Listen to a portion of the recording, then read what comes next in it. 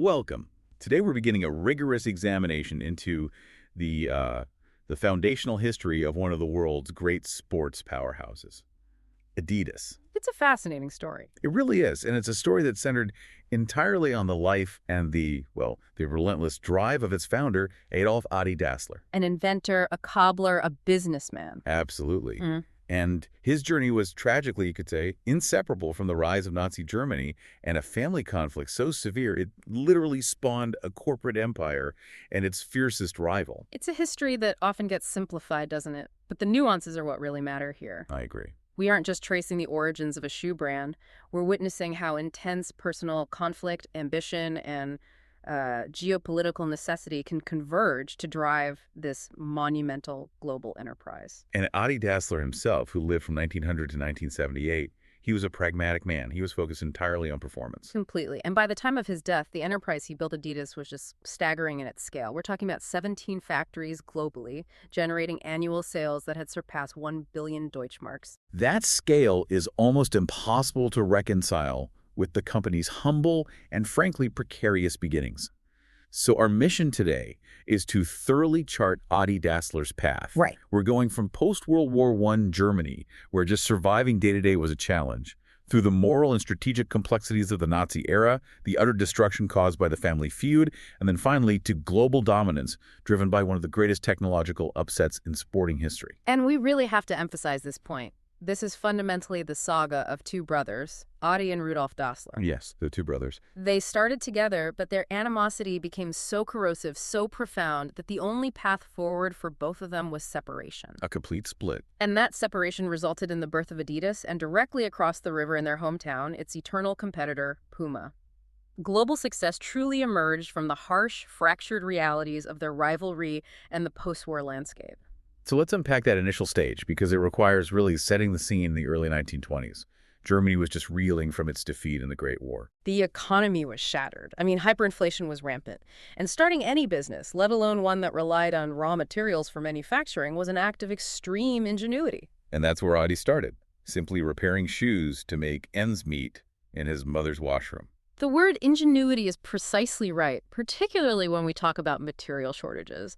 The sources paint a very vivid picture of scavenging. Scavenging is the perfect word. Adi had zero reliable supply chain for leather and absolutely no access to credit to buy any kind of factory equipment. So he became a master recycler of war remnants. It's truly incredible to think about the level of resourcefulness needed. You're talking about using discarded army helmets and bread pouches, actual items from the German war machine, to supply the small, tough pieces of leather required for shoe soles. Things no one else wanted. Exactly. And for soft material, like the silk needed for early slippers, he was using material sourced from discarded parachutes. It was literally a factory built from the refuse of a recent war. And that desperation, it fueled his early attempts at mechanization. He couldn't afford electricity or any dedicated machinery.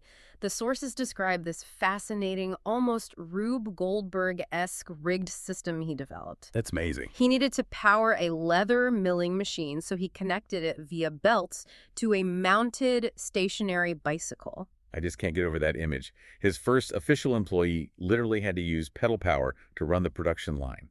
You could almost visualize the relentless, exhausting labor necessary just to process the leather needed for a handful of shoes. It really underscores how every single product they made in those early days was a triumph of willpower over economic reality. But despite those limitations, what distinguished Adi was his focus. He wasn't just a repair man, was he? He was a visionary cobbler. That's the key. His core belief was that athletic performance demanded specialized footwear. Most people at the time just wore modified street shoes for sport. Yep. Adi, on the other hand, constantly experimented with materials. Not just leather scraps, but exotic, strong, and lightweight options like shark skin and kangaroo leather, all in the pursuit of better strength-to-weight ratios. He treated shoemaking like a science project, not just a trade.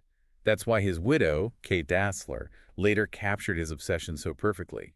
She said, developing shoes was his hobby, not his job. He did it very scientifically. He was operating like an engineer in a cramped workshop, obsessed with friction, weight distribution, stability, all of it. And it was this potential that convinced his older brother, Rudolf Dassler, to abandon his initial aspiration of becoming a policeman. Right. Rudolf was focused more on the sales and administration side of things. He joins the firm on July 1st, 1923. And this formal partnership leads to the official registration of the company 1 year later in July 1924. The Gebruder Dassler, Sportschuhfabrik, Herzogenaurach. The Dassler brothers' sports shoe factory. And the innovation started almost immediately. By 1925, they were already moving beyond just simple slippers. They were producing Fußballschuhe. Robust football boots, yeah, with nailed-in studs.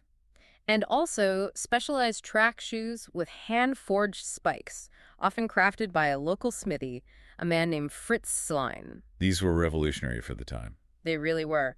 And this brings us to the first of two crucial factors that move the company beyond just being a successful regional factory. Which was? The strategic relationship they forged with a man named Joseph Weitzer. He was a former Olympian who had become the coach of the German Olympic track and field team. Weitzer was transformative for them. He was intrigued enough by Adi's designs to travel all the way from Munich to their tiny factory in Herzogenaurach. And their bond was apparently immediate. It was built on a mutual, almost obsessive desire to improve performance. This friendship gave Adi something invaluable: access. Access to the elite. Exactly. Access to German and foreign elite athletes who would be competing on the grandest stage of all, the 1936 Berlin Olympics. And we can see this access paying dividends years before 1936, can't we? Dassler footwear was already on the feet of champions at the 1928 Amsterdam Games. Yes. Notably worn by Lena Radke, the German gold medal winner in middle distance running. They also supplied German gold medal runners at the 1932 Los Angeles Games. This early success was all about establishing credibility. Now, connecting this athletic success to the rising political tide, that political environment is the second crucial factor for their growth. It's just impossible to discuss the 1930s in Germany without discussing Nazism, and the Dassler brothers strategically aligned themselves. Exactly. Adolf Hitler's racial nationalist philosophy placed enormous emphasis on physical prowess and athletic teamwork. Sport was being used as a nationalistic and propaganda tool, especially leading up to the 1936 Games. And the Dassler brothers understood immediately that state prioritization of athletics meant a guaranteed economic benefit for anyone supplying that industry. It was a business decision. The sources confirm that in May 1933, just 3 months after Hitler was appointed chancellor, both brothers officially joined the Nazi Party. And Rudolf was reportedly the more fervent believer, embracing the ideology more fully. Yes, the sources suggest that. For Adi, however, it seems to have been a far more pragmatic calculation. His ambition was purely technological and commercial. He focused on ensuring the factory remained profitable by supplying the now heavily prioritized youth sports leagues. He needed to become a supplier, a coach, to various clubs, including those affiliated with the Hitler Youth, which were becoming mandatory and expanding rapidly. It was simply essential for expanding production and revenue in the mid-1930s. And while he later testified that he restricted his activities to coaching and avoided political rallies, the political compliance of the era was, well, it was unavoidable. Completely. Both brothers were also members of the National Socialist Motor Corps, and all the correspondents from the firm universally concluded with the necessary complimentary closing, Heil Hitler. It was the price of doing business and just surviving in an environment where the state controlled nearly all industry and resources. It's hard to imagine that level of intense invention and commercial progress continuing, especially as the shadow of war began to fall. But that darkness only intensified the family's existing strife, leading to a decade where personal life and geopolitical conflict completely destroyed the partnership. And the catalyst for this emotional war seems to have been Adi's marriage to Kate Martz in 1934. Tell us about that. Well, the sources are very specific here. The entire Dassler clan, Adi, Rudolf, their wives, parents, and 5 grandchildren, they all live together in the same cramped family villa in Herzogenaurach. That sounds tense. Very. And when Catherine entered the picture, she was immediately seen as a disruptive force within this tight-knit, tradition-bound Franconian family. She was assertive, outspoken, and deeply suspicious of the established ways of the Dassler family. This led to immediate bitter tensions, not just with Rudolf and his wife Friedel, but also with the Dassler parents. Rudolf later really solidified this viewpoint, squarely blaming the entire rift on Kate. He claimed their relationship had been ideal until 1933, and the deterioration started because Kate, quote, tried to interfere in business matters. It seems less likely Keitha caused the feud, and more likely she just refused to conform to the subservient role expected of women within that rigid family structure, which made her a convenient target for Rudolph's mounting frustrations. I think that's a fair assessment. The deeper issue was the clash of egos between the brothers. Adi focused on product innovation, and Rudolf focused on sales dominance. But for a moment, all the family squabbles were eclipsed by the firm's grandest triumph, the 1936 Berlin Olympics. This was Adi's moment to prove his scientific approach to footwear was globally viable. This is the legendary moment that cemented their international fame. Adi, using his connections, somehow found his way to Jesse Owens, the American track and field star. An incredible move given the intense racial nationalist agenda of the Games. It was an act of incredible foresight and perhaps even audacity. The sources suggest the transaction was wordless. Adi just offered the shoes described as having 2 leather strips for lateral support and dark spikes, and Owens accepted. The sheer risk of outfitting a black American athlete, who was the direct antithesis of the regime's propaganda at a Nazi-hosted event, that cannot be overstated. The risk, of course, turned into a monumental reward. Owens wore the Dassler footwear during his historic sweep, securing 4 gold medals. The images of Owens winning were seen globally. And that instantly catapulted the Dassler name, and more importantly, the idea that German technology could aid athletic performance onto the international stage. But the moment the war began, the ability to profit from sports enthusiasm ended abruptly. Adi was conscripted into the Wehrmacht in August 1940. But was quickly relieved of duty in February 1941 to run the factory, which the regime deemed essential enough to partially convert to military material production. This conversion was necessary for survival. But as the war escalated, the factory's ability to function normally just cratered. Worker shortages became acute, leading to one of the morally gray areas of the firm's history. Yes. By October 1942, Adi formally requested the utilization of 5 Soviet prisoners of war to staff his production line.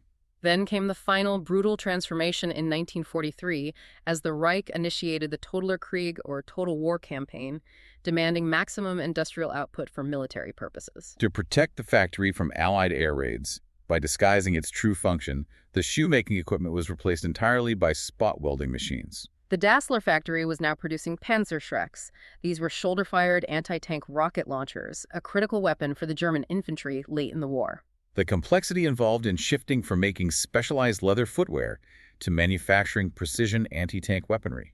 It's hard to even comprehend. It confirms the factory was fully integrated into the Reich's military machine. And this is where the personal drama became truly devastating.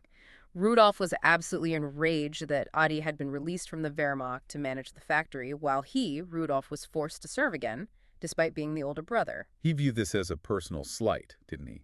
Conciliated by his brother's political maneuvering. And we must pause here, as the sources reveal a profound tragedy tied directly to Rudolf's growing bitterness and authority. Rudolf used his managerial position to deny employment to his own sister Marie's 2 sons. That decision was lethal. During the height of the war, if young men were not employed in an industry deemed essential to the war effort, they were guaranteed to be drafted. The manpower requirements were just escalating. Marie's sons were conscripted shortly thereafter, and heartbreakingly, they never returned from the war. It's a terrible story. And Marie never forgave Rudolf for this act. It wasn't just corporate maneuvering. It was an act of profound spite that had fatal, lasting consequences for the family. It highlights how the personal rivalry took precedence over even basic familial bonds. The conflict reached its boiling point in January 1943. Rudolf, called up again, was serving in Poland. His intense anger led him to believe his conscription was directly engineered by Adi and his local Nazi Party contacts. His letters from the front were terrifying. Rudolf wrote directly to Adi, threatening the entire enterprise. He wrote, "I will not hesitate to seek the closure of the factory so that you be forced to take up an occupation, to carry a gun." He was willing to destroy the business they had built together just to drag his brother back into the fighting. And Rudolf eventually acted on that bitterness. 6 months later, when the factory was converted entirely to Panzerschreck production, Rudolf returned on leave. He discovered Adi had already completed the inventory of remaining leather supplies. This felt like the final power play to him. And in a vengeful outburst, Rudolf denounced his own brother to the Kreisleitung. This wasn't a casual complaint. The Kreisleitung were the powerful county-level party leaders who controlled everything locally.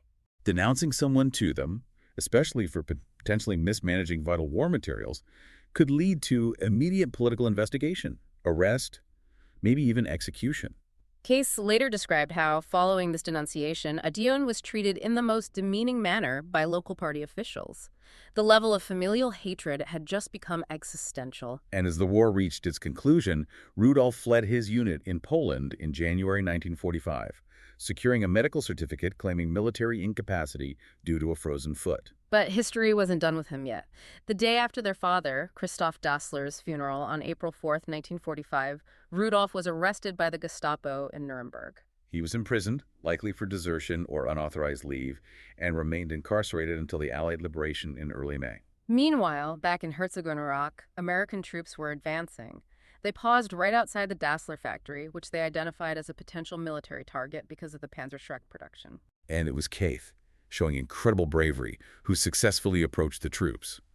She argued passionately that the plant's true purpose was simply the production of sports shoes, a civilian enterprise. Her quick thinking saved the factory from certain destruction. And this act of saving the factory immediately paid dividends. The American GIs, in need of sports equipment, placed massive orders for basketball, baseball, and hockey footwear. The sources rightly call this the first boost on the road to becoming a worldwide success story. But before they could rebuild, they had to confront their past. Yes, the war was over, but the fight between the brothers entered its final legal phase.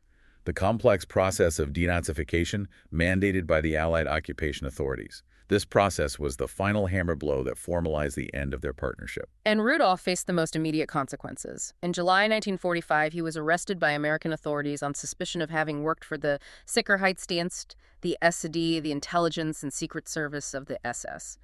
He was sent to an internment camp. His defense during the interrogations was, well, it was fraught with contradictions. He claimed he'd been sentenced to the Chow, but escaped and was only reporting daily to the Gestapo while they investigated him. He denied any voluntary assistance to the Reich. The American investigator, however, was highly suspicious. They noted critically that both Rudolf's wife, Friedel, and his brother, Adi, offered testimony that Rudolf had, in fact, worked for the Gestapo. Which was incredibly damaging testimony, whether it was entirely accurate or, driven by bitterness. Right. Rudolf was eventually released in July 1946, not because he was cleared, but because Allied authorities were shifting focus toward releasing prisoners who weren't deemed imminent security threats. Before Rudolph's release, Adi faced his own denazification panel, and the initial verdict in July 1946 was severe. He was declared a belasteter, literally a burdened person. This was the second most serious category, reserved for major offenders, activists, militarists, and profiteers. The sentence could include up to 10 years in prison and, most importantly, immediate removal from management. For a man whose entire identity was tied to his factory, this was devastating. Adi fought this classification tooth and nail. He submitted a massive body of evidence for his appeal, demonstrating his limited political role. He had to prove his character went against the ideology he had formerly joined. His defense included testimony from the mayor of Herzegovina, who was trusted by the Allies. And crucially, a nearby half-Jewish mayor testified that Adi had warned him of a potential Gestapo arrest and provided him with a safe hiding place on his property. A longtime Communist Party member also testified that Adi's primary focus was always production and that he was never involved in political activities. Furthermore, Adi provided clear financial documentation showing the factory did not profit from the forced military production, that it actually lost 100,000 marks on the Panzerschreck manufacturing. This was vital in refuting that profiteer label. But the committee didn't clear him instantly. They first reduced his status to minder belasteter, or lesser offender, which still meant a period of probation and restrictions on his business activities. And this is where Rudolf, now free from internment, saw his final opportunity to wrestle control. During Adi's appeal proceedings, Rudolf inserted malicious statements claiming Adi organized weapons production purely for profit, falsely denounced him, and used his position to give political speeches to the employees. He was leveraging the formal legal process of the occupation authority to try and ruin his brother's life and career. It's just astonishing. It is. Keith, however, provided a strong denial of Rudolf's claims, and the weight of Adi's character witnesses ultimately prevailed. So in November 1946, Adi's status was finally reduced to Mitläufer, or follower. The least serious category, yes, generally applied to those who simply went along with the regime without active involvement or malicious intent. It relieved him of most civil disabilities, and he formally resumed management of the factory in February 1947. But Rudolph's actions during that appeal, The sheer betrayal of using the denazification process to seek his brother's imprisonment, that made any further collaboration impossible.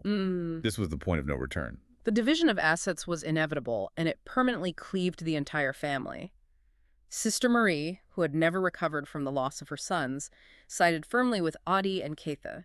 Their mother, Paulina, tragically sided with Rudolf. The split was executed so meticulously, Adi retained the original primary factory and the family villa. Rudolf took the second factory, situated conveniently across the Arak River, ensuring maximum physical separation. And the sources confirm the brothers never spoke another word to each other after the division. Even the employees had to choose loyalties. They did. Rudolf focused on sales, managed to secure most of the administrative and sales staff. Adi, who was obsessive about design, production, and innovation, retained nearly two-thirds of the employees, primarily the technicians and skilled workers who understood his manufacturing processes. Then came the formal birth of the corporate giants. Rudolf needed a name. He initially considered Ruda, but ultimately settled on the punchier, more recognizable name, Puma. Adi's naming process was slightly more complicated. He wanted a contraction of his name, Adi Dassler, landing on Adis. However, that name was rejected as it was already in use by a children's shoe manufacturer. So, to preserve the contraction, he added a handwritten I between the two parts, finalizing the name in August 1949. Adolf Dassler, Adidas Shoe Fabric. He also needed a distinctive visual identity, a trademark that could instantly identify his shoes, especially during competition. This is where the iconic three stripes originate. He realized the straps used for lateral reinforcement on his shoes needed to be colored distinctly. After experimenting with various patterns and counts, he settled on 3 parallel stripes. And those 3 stripes were officially registered as the company's trademark in March 1949. The legal and physical separation was complete, and the stage was set for the fiercest rivalry in sports history. With Adidas formally established and the feud now confined to competing across a small river, the focus pivoted back entirely to innovation and performance technology. The moment that took the brand from a successful German enterprise to a global household name arrived just 5 years later at the 1954 World Cup. This success story involves another figure who had navigated the moral complexities of the Nazi era. Sepp Herberger, the renowned coach of the German national football team. Like the Dassler brothers, Herberger was a former Nazi party member who had been classified as a Mitläufer post-war. And Herberger was initially courted and actually won over by Rudolf and Puma after the split. But the perpetual family feud intervened yet again. Rudolf, known for his temper and his sharp tongue, reportedly insulted Herberger, potentially over payment or marketing disputes for the team to wear Puma gear. That insult cost Rudolf dearly. Herberger immediately switched his allegiance to Adi and Adidas. And in retrospect, Adi was the better partner for a coach focused on technical performance anyway. Why do you say that? Well, Adi was quiet, observational, and constantly asking players about their needs. He wasn't just a supplier, he was an embedded engineer. He became a fixture in the national team's entourage. He would sit right beside Herberger during matches, ready to make adjustments or repairs, and he developed a particularly close relationship with the team's star, Fritz Walter. So let's set the stage for the 1954 World Cup in Switzerland. West Germany, a freshly established post-war nation, was desperate for something to boost national morale. They fought their way to the final, but they faced the seemingly invincible Hungarian Golden Team, arguably the greatest football team in the world at the time. A team who had recently humiliated the Germans 8-3 in group play. The atmosphere was one of quiet dread. German fans weren't expecting a win. They were merely hoping the team would avoid another humiliating defeat. The odds were astronomical. Then came the day of the final. The weather intervened dramatically. Rain began to fall heavily, creating a muddy, heavy, sloppy pitch condition at the Wankdorf Stadium. The German team dubbed this perfect sludge Fritz Walter Vetter, as their star player excelled in those conditions. But the real star of the day wasn't the player, it was the hidden technology of his shoes. Adi Dassler's innovation screw-in studs became the decisive, secret weapon that afternoon. You have to understand the genius here. Traditional football boots used fixed leather spike studs. If the field got muddy, those fixed studs quickly became useless, caked in mud, and offered no traction. The boots just grew heavier and heavier as they absorbed water and collected sludge. Adi's design was revolutionary. It incorporated studs of varying lengths that could be quickly affixed and removed using a simple wrench, depending on the pitch conditions. It was the first instance of custom-engineered footwear for variable environments in sport. As the field drastically deteriorated due to the rain, Herberger issued the now legendary command, Adi, screw them on. The longer, customized spikes were added to the Adidas boots. And this provided the German players with dramatically superior traction and stability, allowing them to move quickly and decisively across the muddy pitch. Meanwhile, the Hungarian team, in their traditional fixed stud boots, were slipping, sliding, and carrying the weight of mud-caked leather. Their physical superiority was neutralized by the technical innovation of a cobbler. The result was the miracle of Bern. West Germany staged a massive 3-2 upset victory, securing the World Cup. It was one of the most stunning underdog victories in sporting history. And Herberger immediately and publicly acknowledged Dassler, praising his technical contribution as essential to the victory. The impact was multi-layered and profound. Locally, in West Germany, the victory was about much more than football. It was a crucial post-war moment that restored national self-esteem and pride, proving that the new Germany could succeed on the world stage. And globally, the impact was commercial gold. The 1954 final was the first World Cup final ever to be televised, introducing millions of viewers around the world not just to the upset, but to the sight of the winning team wearing the specific footwear that facilitated that victory. Adidas's fame became instant and global overnight, legitimizing Adi's scientific approach to athletic performance. And Adi continued innovating relentlessly until his death in 1978. While the 1954 World Cup was the initial springboard, the decades that followed were marked by this relentless competition with Puma, which pushed both companies to invent further and establish global distribution networks. The rivalry was total, wasn't it?